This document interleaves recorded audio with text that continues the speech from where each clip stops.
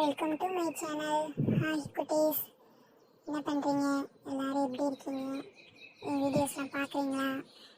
My videos பார்த்துட்டு story பிடிச்சிருந்தா like பண்ணுங்கள், சப்ஸ்கிரைப் பண்ணுங்கள். இன்றைக்கி என்ன ஸ்டோரி பார்க்கலாம்?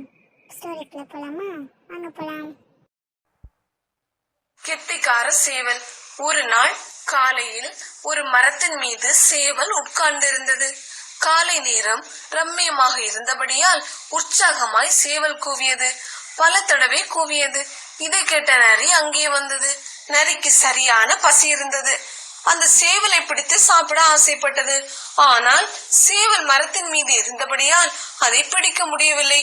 இதற்காக ஒரு தந்திரம் செய்ய நினைத்தது. உடனே சேவலை பார்த்து, சகோதரனே வணக்கம், ஒரு நல்ல செய்தியை நீ கேள்விப்பட்டாயா?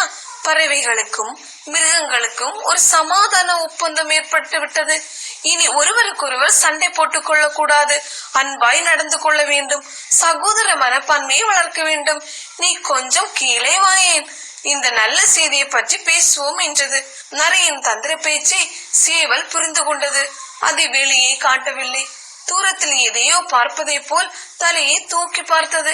இதை கண்ட நரி, என்ன சகோதரா, ரொம்ப அக்கறையாக எதையோ அடிக்கடி பார்க்கிறாயே, அங்கே என்ன இருக்கிறது என்று கேட்டது. அதற்கு சேவல், அங்கே சில வேட்டை நாய்கள் வருவது மாதிரி தெரிகிறது. வேட்டை நாய்கள் தானா என்பதை கவனிக்கிறேன் என்றது. அவ்வளவுதான். நரிக்கு உடல் நடுங்கி விட்டது. வேக வேகமாக, சரி சரி, நான் அப்புறமாக வந்து உன்னிடம் பேசுகிறேன் என்று கூறி கிளம்பியது.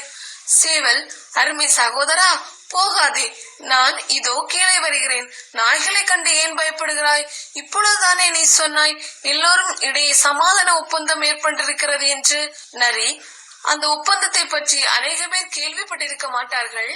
அந்த நாய்களுக்கு தெரியாமல் இருந்தால் நான் என்ன கதையாவது? நான் போகிறேன் என்றது. இதை சொல்லிவிட்டு நரி ஒரே ஓட்டமாக காட்டுக்கு ஓடி மறைந்து விட்டது. சேவல், யாரிடம் ஏமாற்ற பார்க்கிறாய்? உன்னுடைய கெட்டிக்கார பொய்கள் என்னிடம் பறிக்காது என்று கூறி சிரித்தது. கெட்டிக்காரன் புழுகினாலும் அது புத்திசாலியிடம் வெளிப்பட்டுவிடும். Thank you for watching.